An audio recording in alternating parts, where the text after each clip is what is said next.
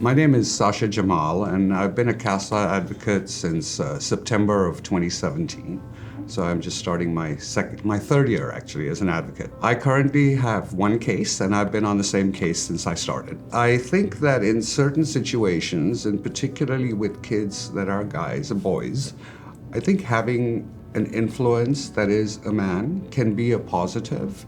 I'm not sure there's much scientific data to prove that, but I feel that to have an influence as a man in his life, where he is primarily surrounded in his life with women and nurturing wonderful women that are a big part of his life, but I think I bring another dimension to him.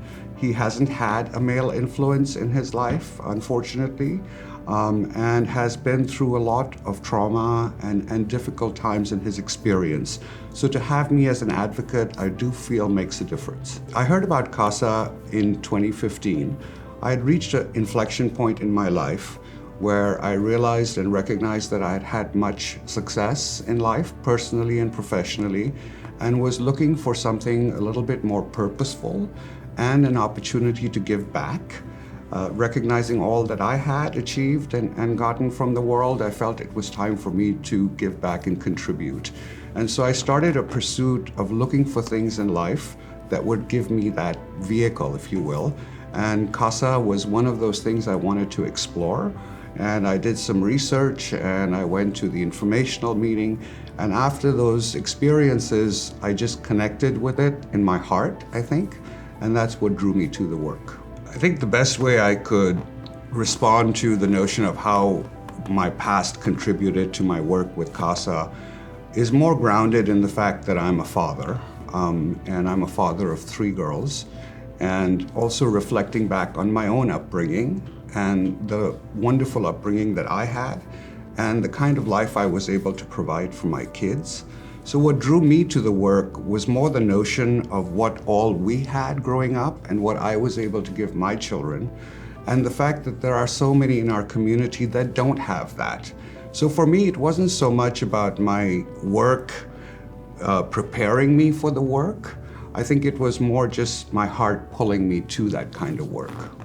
In terms of recruiting other men to the work we do, I try really in my conversations with both friends and acquaintances in my personal life as well as in my professional life, really talk about the notion of what we have in terms of our blessings and everything that we have, and this idea that you have an opportunity to make a difference outside of yourself and outside of your immediate family. And so it's much more around the notion that I think we all have a piece of empathy and heart, and it's a matter of exploring that. And so CASA is a place where you can explore that. I think what I hear often from my guy friends is really the number one concern they have is around the time commitment. And I think when you sit down and talk about what truly that commitment can be and should be, it's really very, very small. And so I think that, as I find in those conversations, if I can get them to not worry about the time commitment and encourage them to just even get exposed to the world of CASA, then that opens up a larger conversation. As I look back and reflect on the last 2 years and working on my current case, I took the case over in 2017.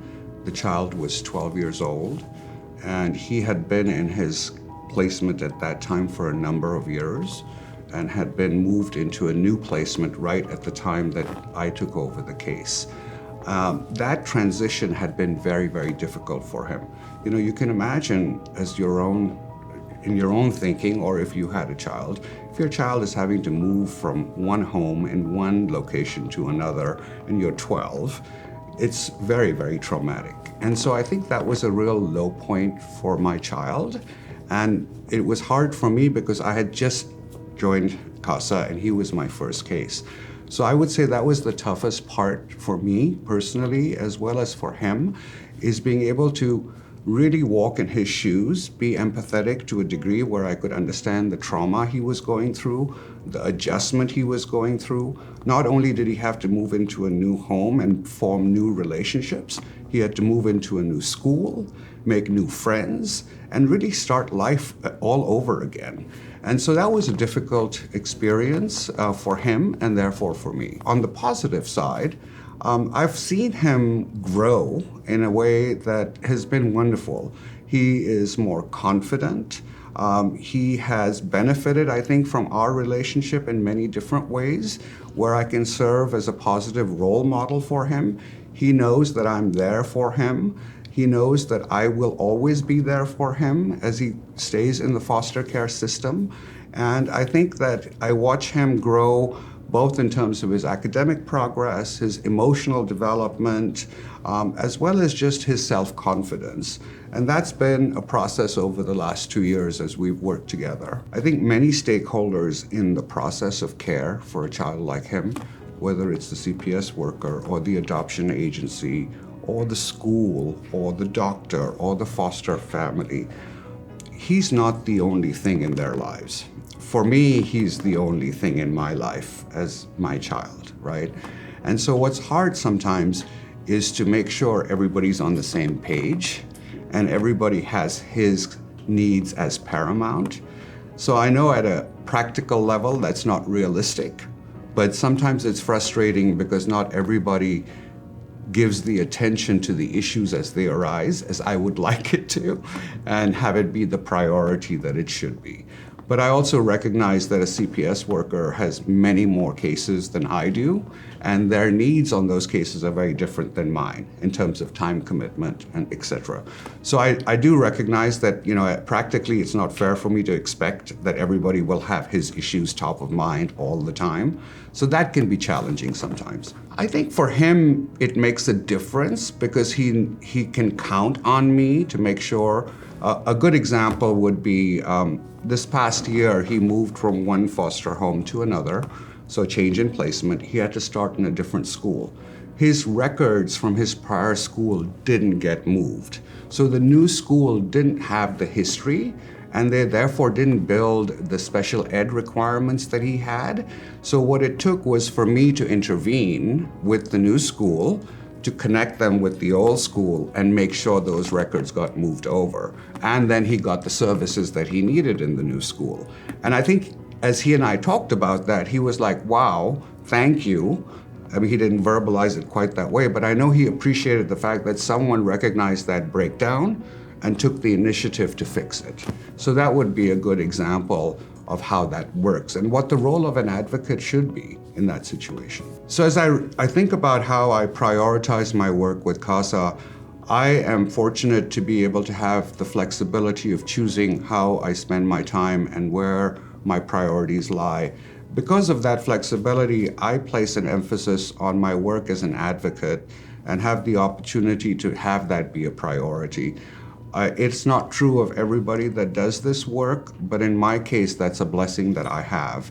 And so I can devote the time that I need when he needs me and or the situation needs me to be involved. I think we as men are wired in a certain way. This notion of having to provide, to having to run businesses or family and all of that. And it took me to a place where I recognized that that was all wonderful and I had done a good job there, but then there is so much more that I can do to make a difference. And the notion that I can have a small involvement in someone else's life to create a better outcome is something so satisfying that I don't see why, whether you're a guy or a girl, I don't see that being any different. So I think as men, we have the heart because we are showing our heart as parents, as friends, as husbands, as providers, as colleagues. So it's not a stretch to be able to do this work for someone whose life we can affect positively.